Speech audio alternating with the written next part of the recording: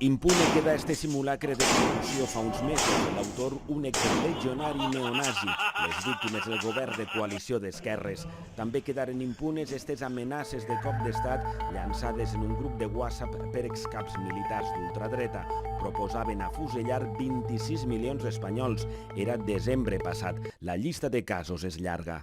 Per tant, evidentment que hi ha un problema en la judicatura de no considerar l'amenaça terrorista de l'extrema dreta com un problema.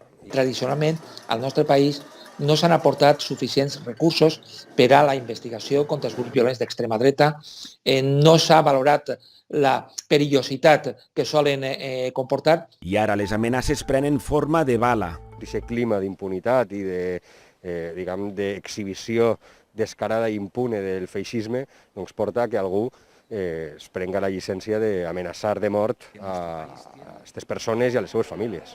S'està amb els feixistes violents o amb els demòcrates. No n'hi ha més espai i, per tant, crec que és molt important l'aïllament o l'encapsulament de qui justifica o qui recolza amenaces violentes contra representants democràtics. El problema ve de lluny. Este és l'assalt a la llibreria Blanquerna. 8 anys després, els 14 ultres condemnats per agredir diputats encara no han ingressat a presó. No s'està prenent seriosament una amenaça que en altres països fa molt de temps que sí que s'està tractant com una amenaça terrorista i a l'estat espanyol qualsevol dia podem tenir una desgràcia.